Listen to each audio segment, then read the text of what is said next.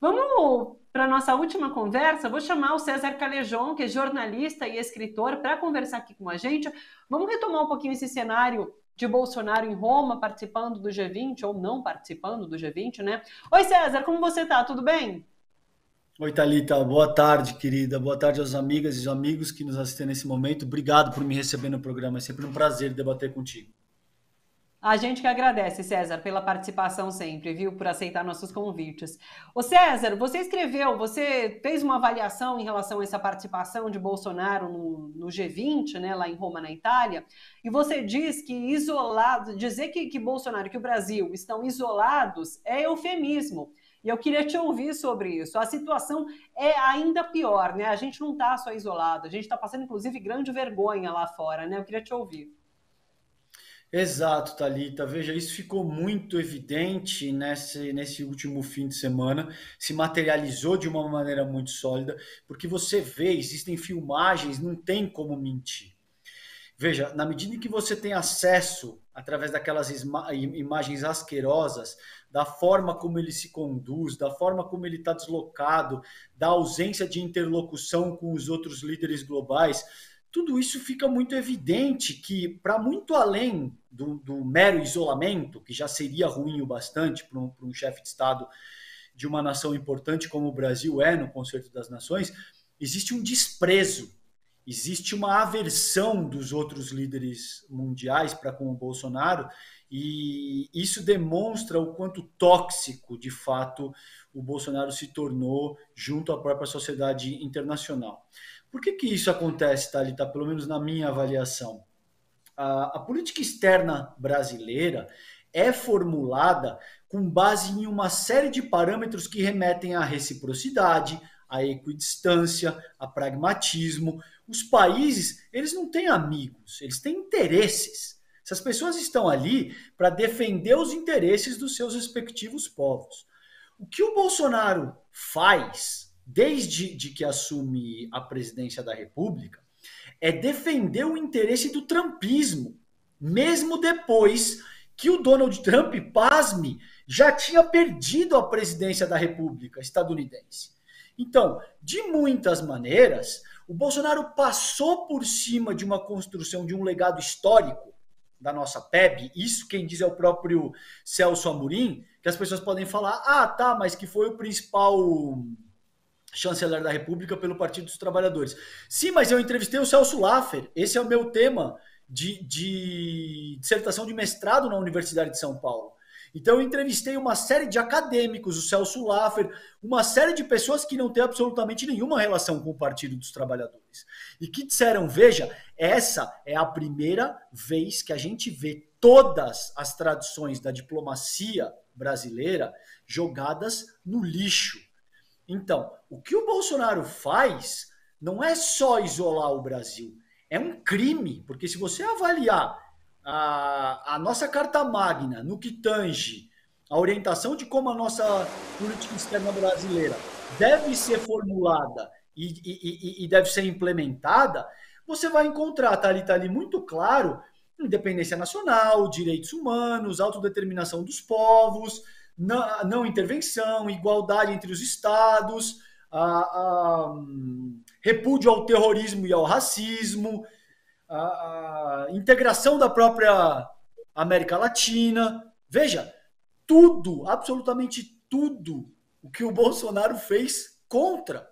Então, a atuação dele incorre não só no isolamento do Brasil, mas numa série de crimes contra a Carta Magna brasileira. Isso está previsto, é a lei maior brasileira que garante a atuação da política externa brasileira nessa medida.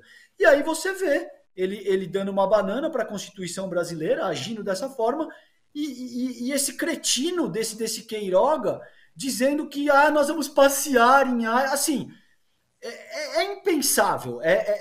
A extensão da canalice dessa gente é algo absolutamente impensável e sem precedente, Thalita. Ô César, não dá nem para dizer que o Brasil, nesse momento, tenha uma política externa com objetivos, com metas. Não nada, de fato, assim. O que a gente está vendo agora nessa reunião em Roma do G20 é, de fato, uma comitiva de 100 pessoas, que fazem parte do governo brasileiro, indo passear ali na Itália, porque não há objetivo algum nesse encontro, não há nenhuma reunião bilateral, ou seja, o governo brasileiro não entrou em contato com nenhuma liderança ou não foi aceito por nenhuma liderança para travar qualquer tipo de diálogo. Então não há política externa de fato. Exatamente. E isso reflete o quanto unidimensional o próprio Bolsonaro é, o quanto ele, de fato, só consegue se comportar como o tiozão do churrasco. Só que, veja, se comportar como o tiozão do churrasco, ser um imbecil completo, para usar o português claro, junto o teu cercadinho, ou junto uma parcela da população nacional que se identifica com essas piadinhas, então fazer piadinha homofóbica, que não é piadinha, isso são crimes previstos por lei, como eu já coloquei no começo da nossa conversa, mas utilizar essa abordagem junto ao teu cercadinho, junto a essa parcela mais elitista, mais retrógrada, mais cretina da população nacional, é uma coisa. Tentar utilizar isso junto à sociedade internacional gera nesse tipo de constrangimento que você viu aí ao longo do último fim de semana. Você vê que até a linguagem corporal dele, você vê que ele está absolutamente desconfortável, que ele não sabe para onde ele caminha, se ele tenta puxar assunto com o garçom fica, você vê no vídeo de uma forma muito evidente que o próprio garçom fica sem graça, porque aquelas pessoas estão orientadas a interagir com muita parcimônia com esses chefes de Estado. Por quê? Uma risadinha mal colocada, uma piadinha. Nesse jogo diplomático, tem consequências brutais.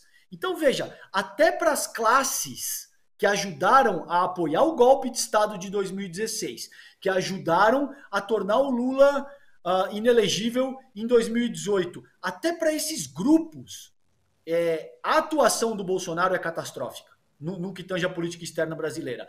Por quê?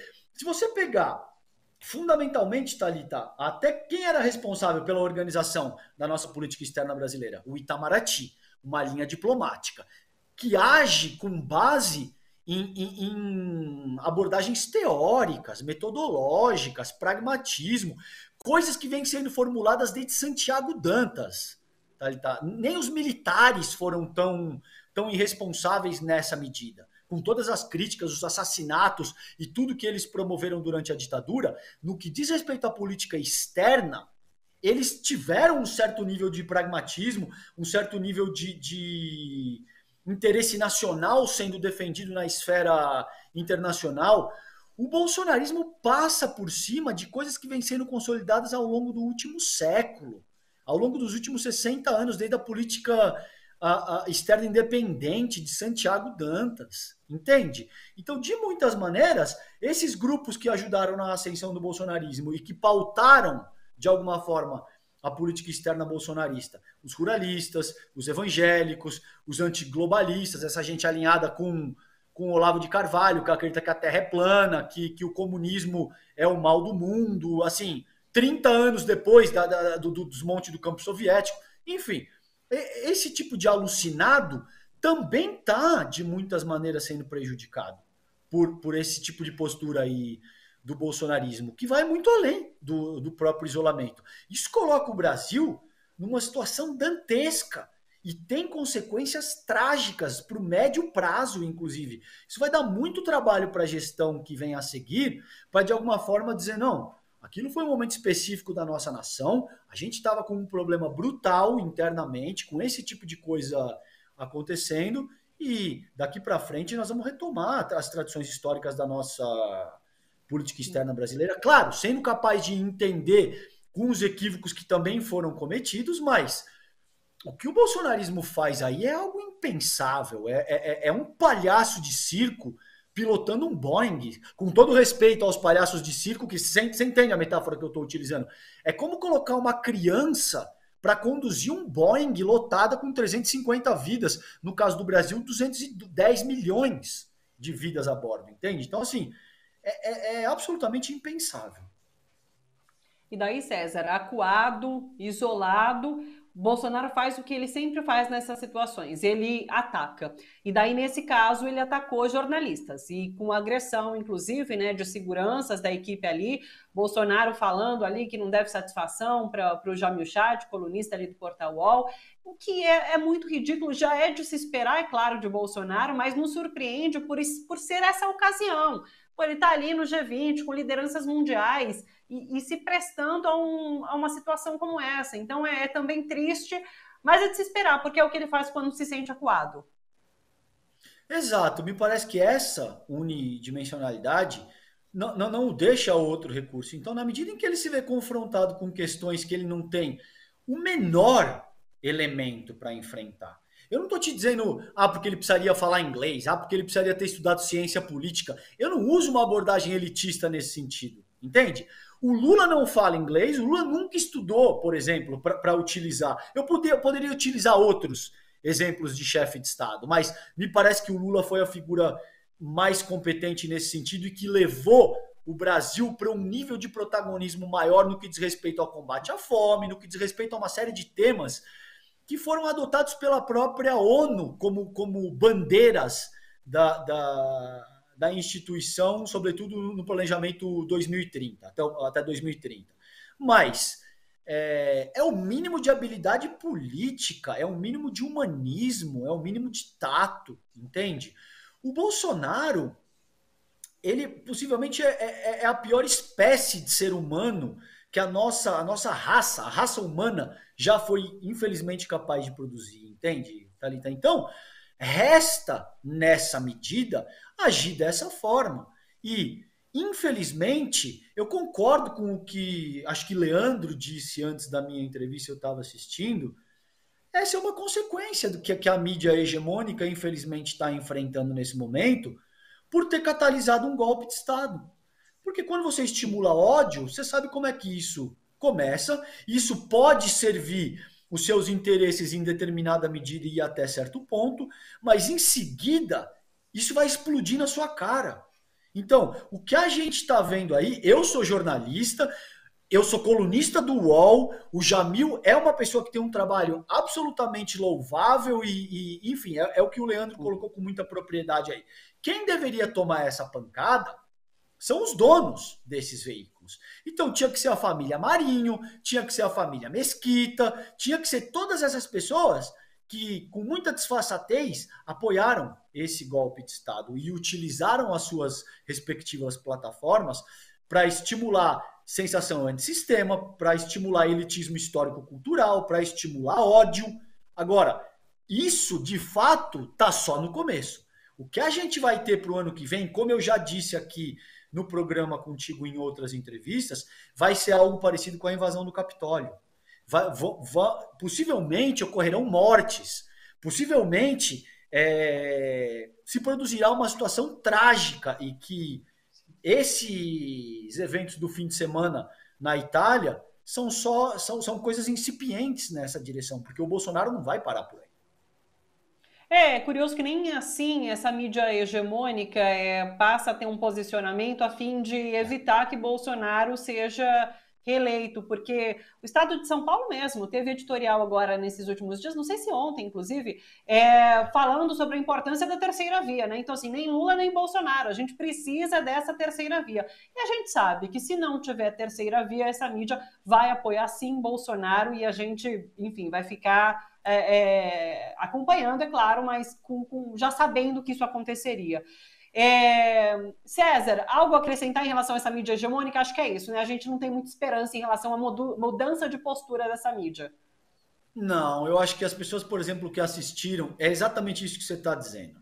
Nesse momento, eles vão tentar estimular o quanto eles puderem a fomentação e o crescimento dessa terceira via. Me parece que isso é pouco provável, porque eles têm 11, 12 nomes possíveis para essa terceira via. Nenhum desses nomes passa de 5%, 7% de intenção de voto. Me parece pouco provável que eles consigam. Então, quem assistiu o Fantástico da Rede Globo nesse domingo, já viu que eles estão tentando dizer o seguinte: os jovens eles estão a título, Thalita, de combater a sensação de antissistema e o descrédito da política institucional, que eles tanto ajudaram a catalisar ao longo dos últimos anos, eles estão dizendo que não pode ter uma abordagem polarizada. Tá entendendo? Então eles vão tentar dizer o seguinte: os jovens não se interessam por política porque é muita agressividade e polarização, com o Lula de um lado e o Bolsonaro de outro. Então a gente precisa de alguém que seja mais ao centro, que seja mais racional. Eles vão tentar avançar esse tipo de mentalidade o quanto eles puderem. Na medida em que eles perceberem que esse não será o caso, eu realmente estou curioso para ver, sobretudo, como o Globo vai agir. Porque a Globo foi atacada de forma sem precedente com o bolsonarismo. Agora, Bandeirantes, Estado de São Paulo, esses veículos vão de fato apoiar o bolsonarismo novamente, me parece. Então, não sei. Isso tudo ainda é uma questão em aberta, mas a gente sabe que confiar no que está estabelecido em termos de hegemonia, de mídia, é tragédia na certa. César, sempre um grande prazer te ouvir. Muito obrigada por mais essa participação, por esse bom papo. Um beijo enorme para você. Até a próxima. Um beijão, querida. Eu que te agradeço. Obrigado. Tchau, tchau.